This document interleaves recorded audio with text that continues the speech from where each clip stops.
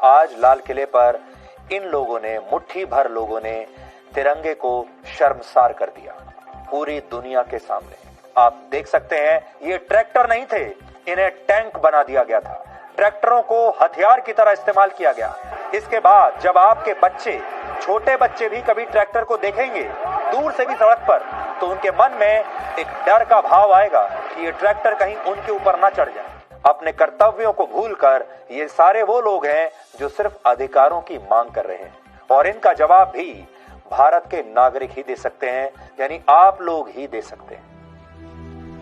तिरंगे के 3 रंग, केसरिया रंग में भरी शक्ति और साहस, सफेद रंग में लिपटी शांति और सच्चाई, हरे रंग में समाई इस मिट्टी की जरखेजी, प्रगति और अच्छाई, और बीच में कर्तव्य सिखाता अशोक चक्र।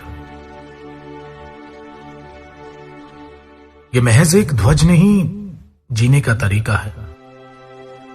चाहकर भी कोई इसका अपमान नहीं कर सकता।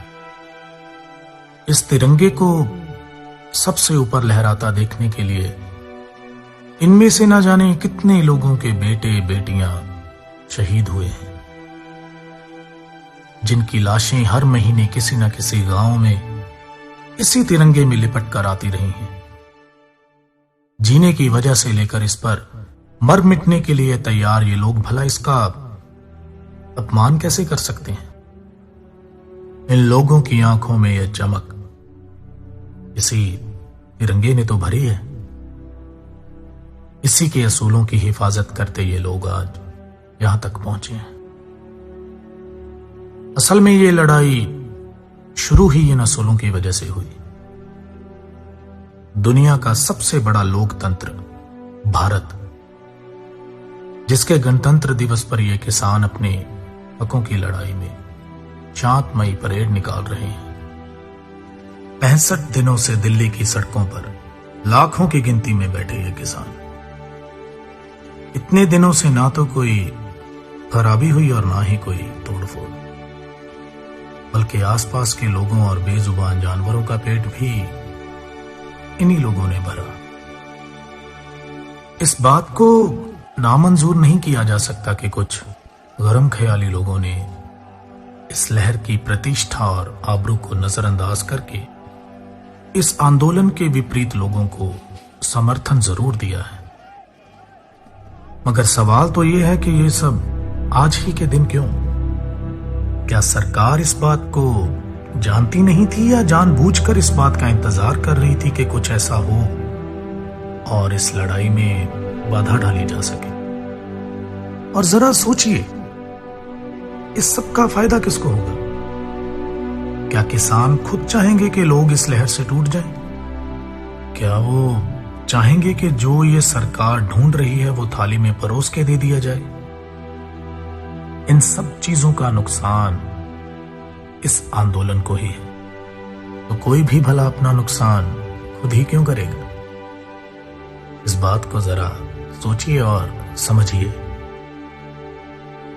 तकरीबन 90% किसान अपने तय किए हुए रास्ते पर ही थे, लेकिन किसी भी नेशनल मीडिया चैनल ने यह बात नहीं दिखाई, और जो कुछ बाकी 10% लोगों ने किया उसे भी बाखूबी तोड़ मरोड़ के पेश किया गया।